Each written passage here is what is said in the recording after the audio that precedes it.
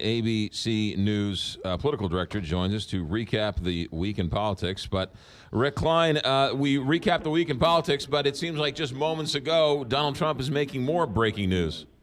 Yeah, I mean, now we have the comments from yesterday where he appears to have called certain countries S-holes and saying he didn't want their immigrants. Now he's saying that's not what he said, but he did use tough language. I don't know where it lands. I think the bottom line is there's been widespread condemnation of the president using the sentiment and then saying he did want more immigrants from countries like Norway. Undeniable racial sentiments that are embedded in that, and again, widespread condemnation and anger over the comments. Yeah, and didn't the White House last night sort of acknowledge that he said it?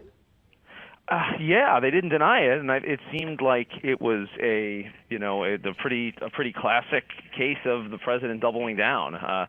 So I think there's an element of he wants to have some plausible deniability and say the media got it wrong, but the line was out there. There were members of Congress in the room. They'll all be asked on the record whether the president said. Will they cover for him? Will they explain why every news organization seems to have gotten the same thing wrong? All of that's out there, but the president, meanwhile, seems to have spoiled the ongoing immigration negotiations with this comment. Yeah, it's pretty explosive and pretty inflammatory, but let's not take our eye off the ball. This is all part of the DACA conversation. This is all tied to shutting down the government. So what do these comments pouring gasoline on the fire, where does all that land? Well, this is not the way you get bipartisan compromise. I think that's a fair assessment. And I think that takes a big step back. The president himself saying he's not a fan of the compromises that have been out there, so he is sort of tamping down those expectations. I just think the president gets close sometimes and then gets his own mouth in the way, sometimes by design, sometimes just by virtue of him wanting to spout off. And this seems like one of those times where he said something that was on his mind and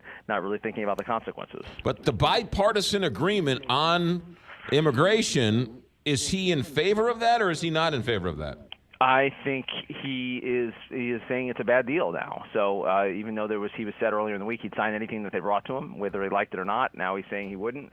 So again, another contradiction, another outrage, another day.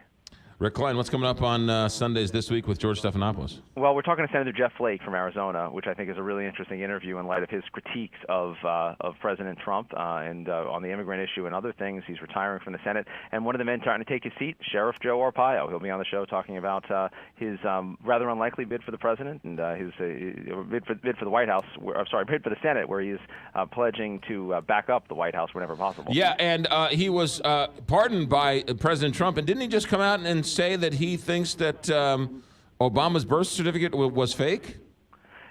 Did he say that? Yes, he did. Yes, he still believes that, and he says he's going to fight for that in the Senate, even though, of course, President Obama is not president anymore. Rick Klein, ABC News political director. Get back to work. Thanks for checking in. Thanks.